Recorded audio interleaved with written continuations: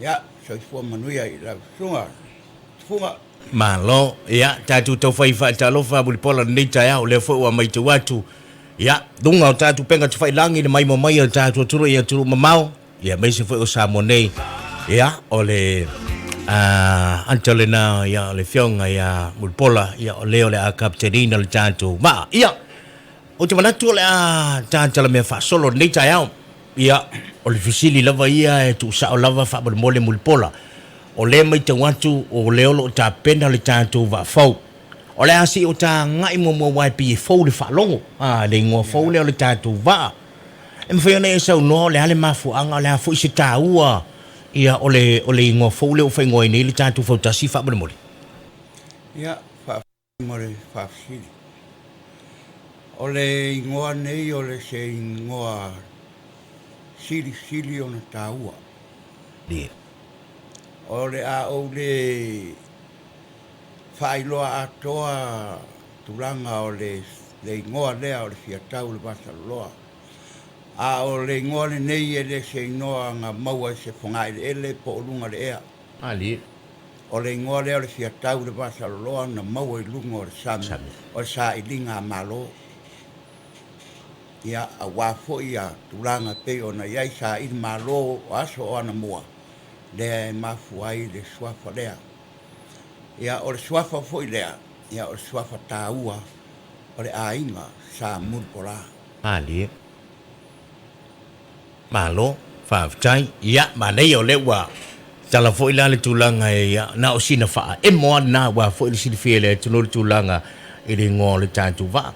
Ia, sau doi, o whea tono manono le sa le tātou wa. Wha mole Mulipola. O le waa nei sa whausia lava I tonu o le pitu whanua o le ainga sa Mulipola. Ia, sa whapea o na whaatino e sesi o uso.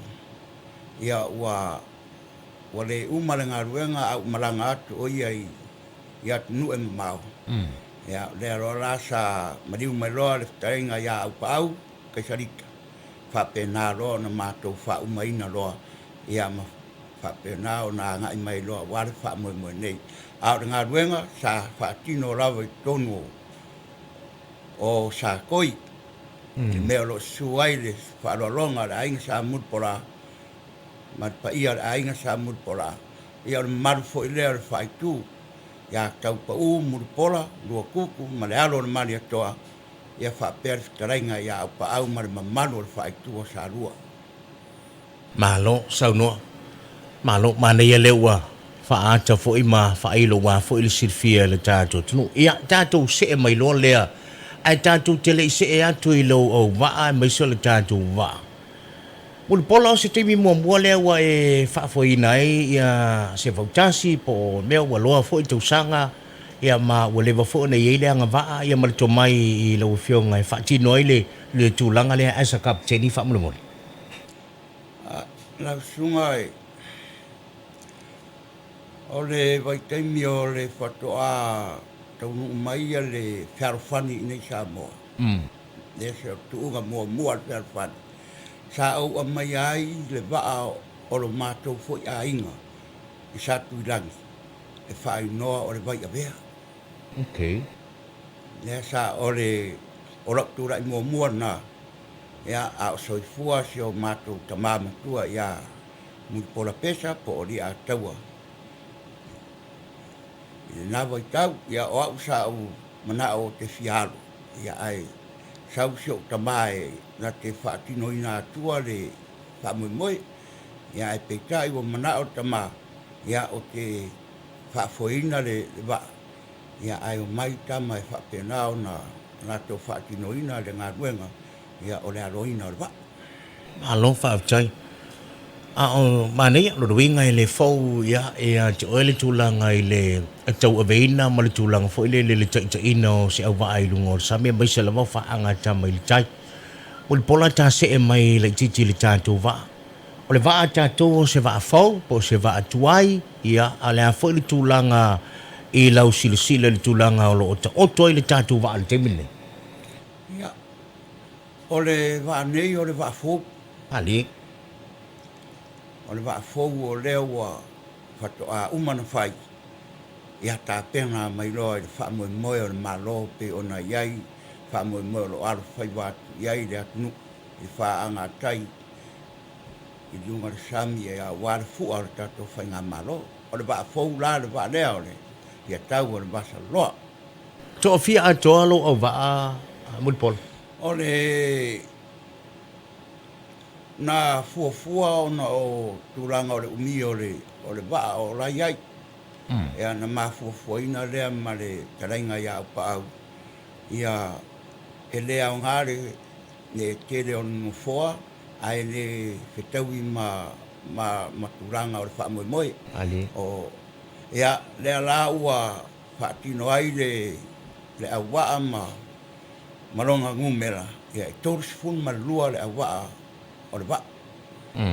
Ringa lai tolu su tolu ia te oe. E au fie ma le taapa? 35 le taapa. Okay. Ia, i la tu. E tutu, fa mole Mulipola, e tutu sa uma ia au fa inga au va'a o le tō va'a mai si pe e se pule ale le. O van le fa'afisi. O isi va'a e umia. O le au va'a la iai o pe o le va'a o le si va'a o mātou mai manono o telefoni. Saro po le fast food ma le ono. O le fast food ma le wha. Ni le au wha i o le au va'a. Ia a o longa o le se va'a pupu lea lo iai nei tonu o le whaanga tama nei o le o arwhai wa ia o le va'a lea o Fiatauilevasaloloa. A iai le wha moi moi. Ia e toe fia wha umi le va'a. Ia ngā i luma. E le o ia wane ai o whaafonga mai fo ia le atari i sa whaatino ina o le kei oa. Sa o fuaina le va'a. E i rona umi e whaatino le va'a. Ia a o te aratu. Ia ua umana whaata oto le va'a o whairona au iwi. Ia a ua le parengi ua pupu. Ia ua le se mem whai ua umana whaatino lalo le taele. Ia o whatura whai e lo le na. Se umato e. Ia o le fuafuanga la lea pe a puda lofa lea tuai. Fuai pe le ola ma le malosi. Ia e toi whaatino. E toi wha umi a toi wha popo nisi nu fuas wha pe lima. Ia e wha ua wai ai pea wai. Io e amta tono le to tuua le nei wha anga tama ore. Tu unga wa.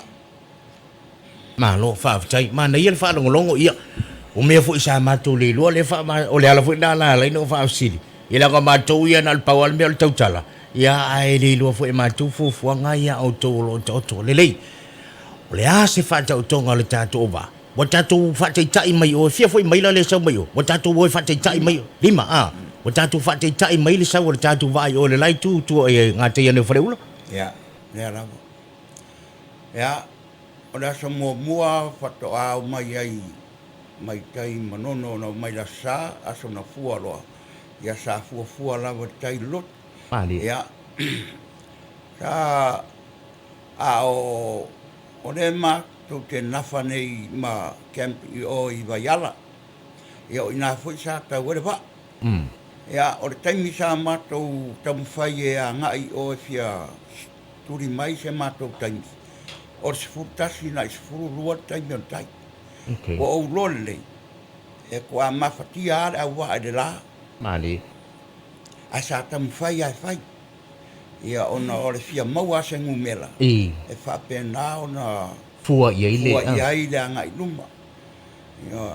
Ia, o le waa foi, wa ato le toru wa yaso o lunga lava le sabi. O whainta wa aronga ta. Ia, o uloa uma ana mea uma. Ai sa o mafaufa. O le koreni. E o le waa ai o wa ova ia. Wa maftia ale a wari ia le bebela o le la. Sa o wai ai e. Wai ofu e fusi ai uru. Ia tamu whairo. Ma tau sauro le pine. E o mai i le pine. Torus o ie fast fulu ma le valu. O i te arimas fulu minute tanu saure ba. O fia o tere i o wha ngā ruenga. O tūranga o na uwha amaru si au lava i le Auvaa. O le ngafa fia ngai i tātou ma le la. po ai ale le malo si fe e fai ale la vai Mali.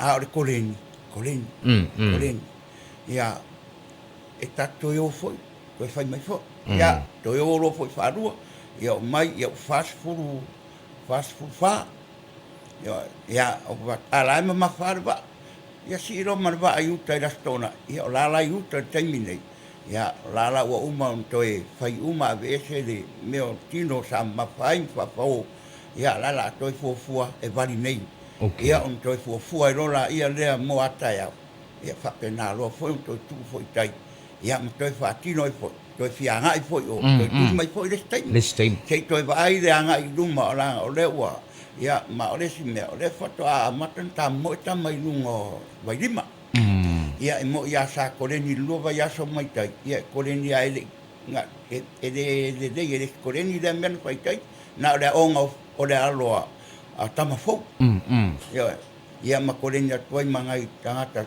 tuai sa lai le la toalo malo fa tai mana ia ele fai ngofia le to nga luenga malo ia ai ole tulanga foi le o e sauno nei tau koleni nei tama fo o lisi mele inka lisi to ele mana yo le o e tau tuli mai le taimi na ia fua ia ile tatu a tapenanga ma le tatu fa mo le la tapena o le asu silfia lo fianga kapeteni to afieni au tama fo o iai ia a o te loe e telefo ini sinalo mua fo ia ai pese io o le tanga telefa to atango ale fo le taimi nei ola u vai pe na sto sfulu montupu ia pe to sfulu foi tama tuai a tama ki fo e ko tele lava au e light ia mana isi uso matuala ia o la foto afta ngo fo i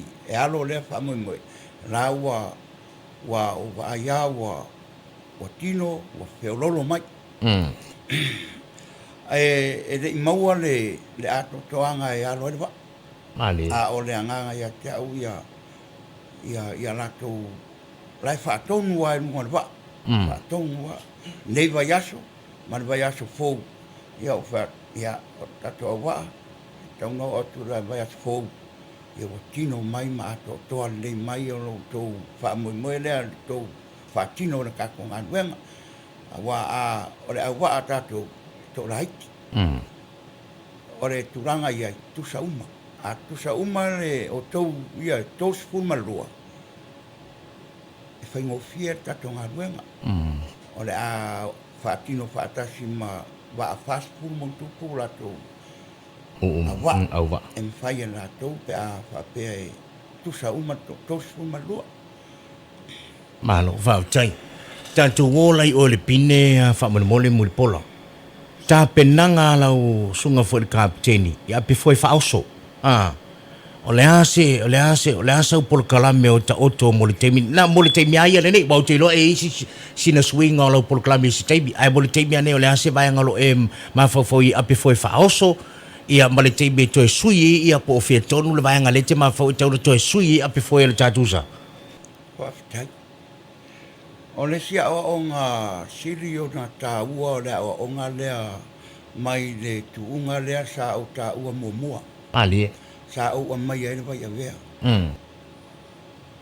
o nalan toi pa utua le mato wa o le vai avea o ua o va e foi a le mato ke a ngai fatasi ma le vitamina na le ma vai a foi pa uro tua mato a saulo no ma vitamina o mai fatasi lo man le temila ya o te lo fa no ngo aku yo tu o le pa o mai le siva o le siva au mato o telefon ya foi mai lo ma le le va na o sa yo fari wo to fa o solo ma va fa o solo na va ko ti ya to mo mai va ya na bua ma turu o ruanga i loa o fa tamala mali o turanga na le pe ona ia i la fa mo le la fa va ia o avea mo fai le ma onga wa le nga i duma o te longa e umi se taimi o to ina fa mo le o le fa oso Mali. e umi. Ia ai ia te au fo. E whaima wa ai po atu langa o le awa a te mira. Ia. E fua i E lau. fua i ai le lau fuafuanga o le lato marosi. A whai atu ai whapea e wā ngai atu ama, ngai atu a i se ngumela le. Ia ua iai loa le turanga o le a fua iai. Ia la whapea nā lon whamanawa la tau. Ia ai alu loa se ap foi whamanawa ai. Ia on toi maua foi leo le siwaenga na. E la talata mai lo foi nisi, ia toi whai po. I le malosi lea, ma le ato toa whatasi. Malo whaatai, mana ia. Ia te manatu. O lai pisi le tātou o vai mai se lau Afioga le Kapeteni a pe fo ile e whaavai lolo fo i e tere ngai au pa au. Ia wā tā penanga lava ma o lea se tūlanga o ta oto iei le tūlanga fo i le malo se le tino e tūlanga le tau mafa ma se tātou o vai. Ia whaatai. E ato toa uma me uma o le whainga o tau mafa wātaringa o le sua i le manu o le Auvaa. O le Auvaa foi o loo iai a matai. Ali. E a o matai tau lea. Matuai ma ua mau pau lea. Ia tūranga lava tau singa o Auvaa. Ia o le alava e fuafua e ma ua le. Ma ua lava. Ia a o le au kuka. Ia matua mana o ai. Matua i whaia. Ia marolosi. Ia tau sami a Auvaa. A ma ua tau fiofia. Ia ma whaia le koe ngā kuka e ai ma tau fuafua e lako koreni. Ia ma fuafua i le lato marolosi i le taumutari e sua. Ia turanga ngā o lai ai. Ia a le o whare tonu se whainga o se. O lai tau fiofi e ma ua o le lei taringa o sua i. Le Auvaa ia me se foi ma ua nei. Ia ma le sunga foi ta apa. Malo whaatai. Ia Mulipola. O te loa e le to iei sisi whaametalanga. O le mea sili o le ua e sauno fo i tūlanga i tāpenanga le tātou Auvaa. Ia e humuli atu fo i le whaatai tele. Ia e le tele ngai au pa au ono le tali mai fo i maua le awanoa. Ia tātou ti talanoa i mawhaasoa. Ia a oloma loma le tātou whaamoe. La e tapua i mai le tātou Afioga. La fo tuia le awanoa e te sauno i le vaenga mulimuli ono le tātou teimi. Ia ele ngata le tāpua i ngā si o tātou Afioga. Ia e ane o tātou alo matama whanau. Lai mata ma tāpua i mai aturu mamau. Mane ngang whaloalo Mulipola. Ia, am lea ia le nei tūlā o le kai au e. Matuai se anganga whaamalo ma le anganga whaafitai tapua inga. A se o mātou nuu o lo tapua i mai maota malawa. Pa ia le lua to lua tau pa ma Mulipola. Lua tutu ma le alo le mali atoa. Whaapea lau whitarainga le tuua ia au pa au ma le mamado le whaitua sa lua. Mo le fo i le anganga whaafitai ma le whaamalo whaitalo. Sunga au whainga ruenga tofi a le atua lo o asuina le vai o le ola. I tono le Afioga o manono. Ia e le ngata i lea o nisi o Afioga lo tapu mai. Tapua i mai ai mamado. Au whainga ruenga tofi a le atua. Ma lo whaafitai. Ia mo le fo i le anganga whaafitai se o pitonu. Ia Mulipola sunga le whaalolonga.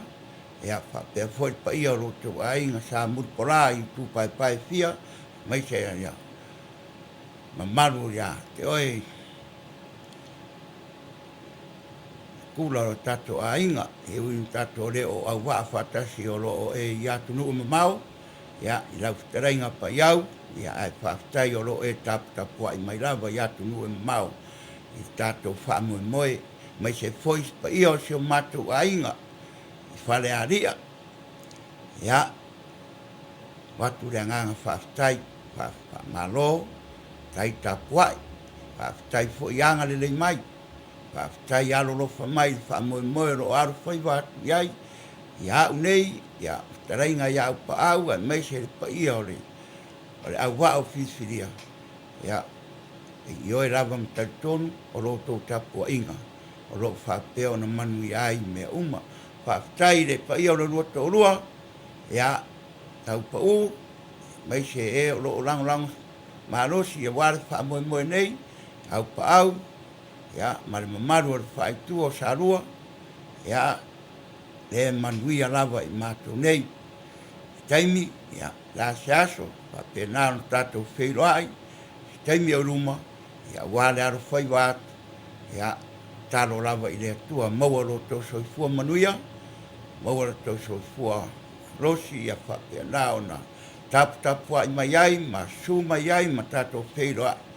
Ia, i ia le li, ia, alofangia foi, ia pa ia uma o manono o loo whapena o na taputapua i mai atu nu e mamau, ma lo whaafitai, ioi me tantonu o loo tau tapua i mai, ia manuia whaiva o loo aru whaiva iai, ia tātou waa nei, ia alofangia le atua, manuia lo tau tapua inga, ia o le a foi se mea o le a tau mwhai iai, ma ua nei ma upa au, ma le Auvaa ua piripiria, ia i ia le li, i ia lava le li, ai e au ngā mea tupu, e toi fuata iai, a wale anga i luma, ia wale whaamoe moe o Samoa lo aru whaiva iai, ia o le mātou leo lea, ia manu ia tere, whaafitai foi, lau sunga tufunga, mo le abanoa wa whaaulo whaapea on tātou wheroa iai, ia lo whangia le tua maua le soifua manuia i lau sunga, mārua le ofisa, ia wā foi whaasalaunga o le tātou o atu nuu ma